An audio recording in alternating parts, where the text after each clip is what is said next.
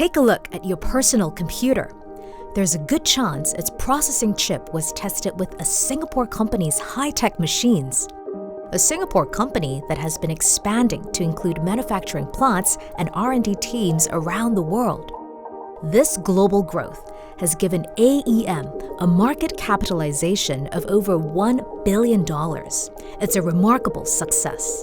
I'm Yvonne Chan, and this is how they keep growing.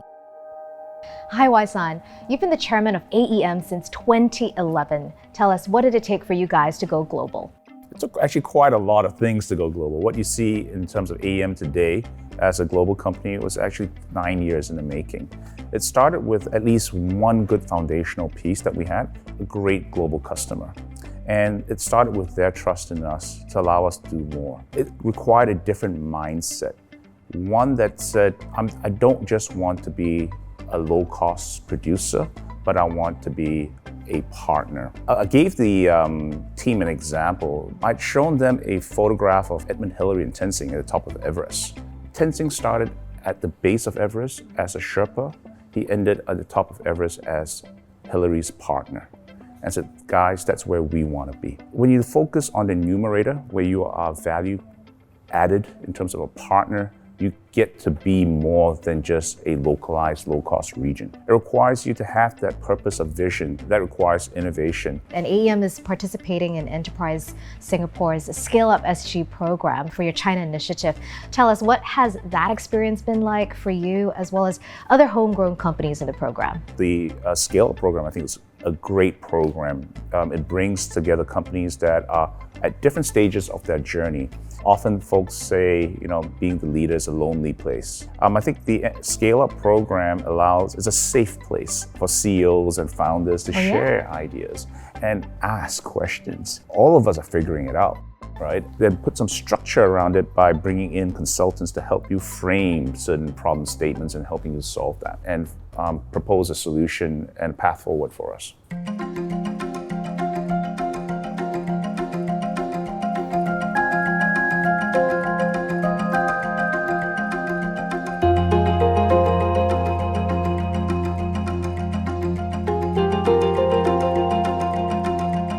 You've also spent 8 years in Silicon Valley investing in tech companies. How do you think Singapore companies can do better? I was in Silicon Valley for the dot-com crash. There was a lot of introspection in terms of business models. It was all about reinvention and pivoting. And in a way, Singapore is probably at a similar crossroads, not as drastic, but a lot of our companies now need to rethink.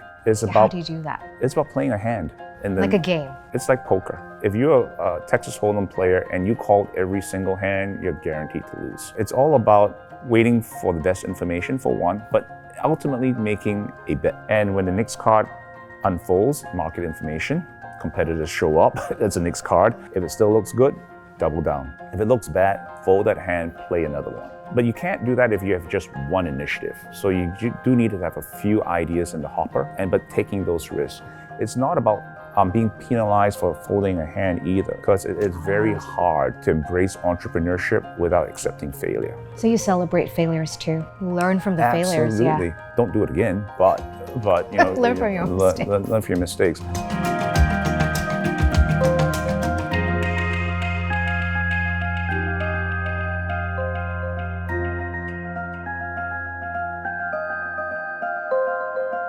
What advice would you give to other companies to keep growing? One has to, first of all, understand their environment. Folks talk a lot about digitalization, and it means setting up a storefront, getting orders digitally. That's probably not right. I think that's very limiting. What digital disruption has meant is that distance has died. The world is now truly global. Your market. Yeah. Most Singapore companies are B2B. So business to business, how do you rethink those businesses?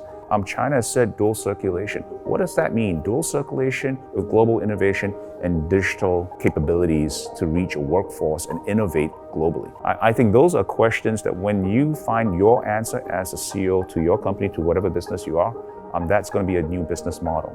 And I'll go back to the analogy that started this. What is your Everest and what is your role on climbing Everest? And if it's to be At the top. the top and to be a climber and not a logistics person, then what do you need to bring to the table? It doesn't happen overnight. But if you have your ambition and your vision, stay to it. And, grit does matter. I love that. Thank you so much, Wai-san. We wish you and AEM all the very best in your global growth. Thanks so much, Yvonne. It's great chatting with you.